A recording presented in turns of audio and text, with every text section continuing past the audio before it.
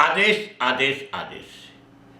गीता ज्ञान का भाग 104वां, अध्याय 6, श्लोक संख्या 40, 41 और 42। ये 104वां भाग हर रविवार को ये आपके प्राप्त होता है।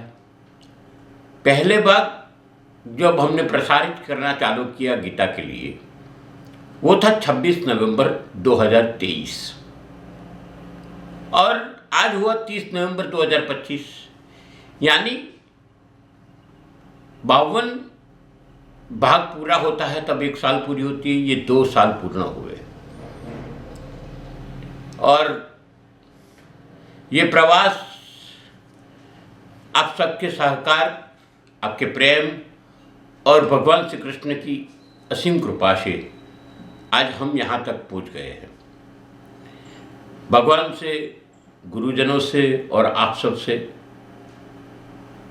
करबद्ध प्रार्थना करता हूँ कि शायद कोई त्रुटि रह गई हो तो क्षमा करना। भगवान श्री कृष्ण के द्वारा जब ध्यान के बारे में बताया गया तब अर्जुन ने प्रश्न खड़े किए और प्रश्न भी हम और आपको जैसे खड़े होते हैं ऐसे ही प्रश्न खड़े होते हैं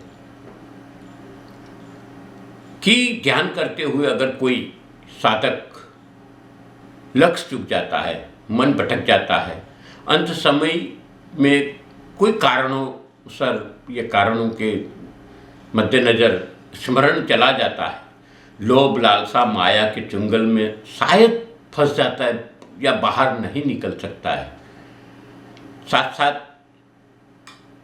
आस्तिक युक्त भक्ति करते हैं, ऐसा योग भ्रष्ट योगी को फल क्या मिलता है और मिलता है तो कैसा मिलता है, मिलता है कि नहीं मिलता, ये बड़ा प्रश्न है।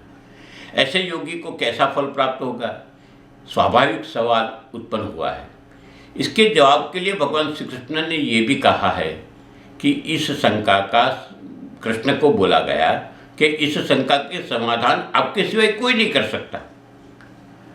भक्तवत्सल भगवान अर्जुन के मन में जो भक्तवत्सल भगवान ने अर्जुन के मन में जो प्रश्न उद्भव हुए उस प्रश्न को मद्देनजर करते हुए और आगे इनके जवाब देना चालू करते हैं और कहते हैं, श्री भगवान ने कहा 40वें श्लोक में, हे पृथापुत्र, उस असफल योगी का न तो इस जन्म में और न अगले जन्म में विनाश होता है, क्योंकि हे प्रिय मित्र, परम कल्याणकारी नियत कर्म करने वाला कभी दुर्गति को प्राप्त नहीं होता।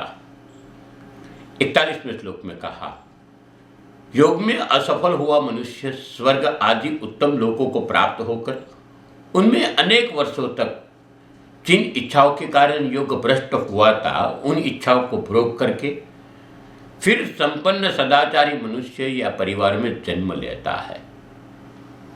42वें श्लोक में कहा, अथवा उत्तम लोक में न जाकर स्थिर बुद्धि वाले विद्वान योगी के परिवार में जन्म लेता है, किंतु इस संसार में इस प्रकार का जन्म निसंदेह अत्यंत दुर्लभ है।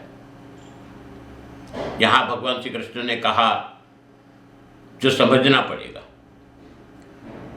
जो योग में आगे निकल गया है उसकी दुर्गति नहीं होती, वो जहाँ है उसे नीचे नहीं जा सकता, वो पुनः पुनः जन्म लेता है फिर भी उसका पतन नहीं होता। अगर योग भ्रष्ट आत्मा कोई दूसरी योनि में जन्म लेता है तो भी उसके संसार वहाँ जीवंत रहते हैं, उनकी शक्तियाँ नाश नहीं हो जाती। हिरण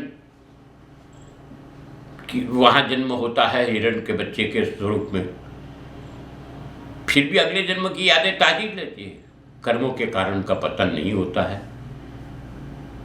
जो सच्चे हृदय में कल्याणकारी कर्म करता है, भगवत कर्म करता है, परमात्मा की प्राप्ति की इच्छा रखता है, ऐसे कोई भी साधक की दुर्गति नहीं होती। यानी जिसको मनुष्य का शरीर प्राप्त हुआ वो आसक्ति बिना नवोटा भक्ति में से कोई भी मार्ग पे चल के अगर योग करता है तो वो भी व्यर्थ नहीं जाता, उसकी दुर्गति भी नहीं होती।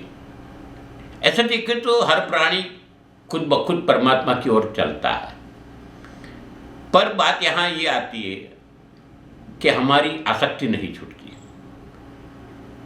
जिसकी आसक्ति नहीं छूटती वो माया के दलदल में फंस जाता है। लोभ, लालच, राग, द्वेष, क्लेश ये सब चलता है। जिसकी आसक्ति छूट ही जाए, जो मनुष्य समझ जाए कि मेरा संबंध तो सिर्फ और सिर्फ परमात्मा के साथ है, तो उसने लक्ष्य को पहचान लिया है। और जिसने लक्ष्य को ही पहचान लिया हो, उसकी लक्ष्य प्राप्त करने का प्रयत्न होता है, उसकी दुर्गति कैसे होती है? हो सकता है कि कभी इसमें आसक्ति दिखे, कोई क्रिया में मोहित दिखे, पर उसे अग्रता का जागृत करने का कर्तव्य अंदर से अभिमान को नष्ट करने हेतु माया की रचना भी परमात्मा ही करता है। और से होती है जैसे कारण, और परमात्मा जब करता है, परमात्मा की ओर से कुछ होता है, कुदरत की ओर से कुछ होता है, तो जिसके कारण अभिमान नष्ट हो जाए और सार्थक जागृत हो जाता है। यहाँ एक प्रश्न आता है जो पूछा गया भी है, योग भ्रष्ट आत्मा कोई संजोग से मृत्यु के समय स्मरण विचलित हो जाता है, कोई भोग में, वासना में रह जाए तो क्या? तो यहाँ बताया गया है कि ऐसे आत्माओं भोग प्राप्त करता है, मगर कहाँ? स्वर्ग में जाके बाद में सदाचारी होकर जन्म लेता है, मगर यहाँ उसकी वासना नहीं रहती। जो भोग भुगतने के लिए जो वासना मन में लेके बैठा है, वह वासना पूर्ण होती है। भोग में से निवृत्ति होते ही योग भ्रष्ट आत्मा सबसे विरक्त हो रहता है।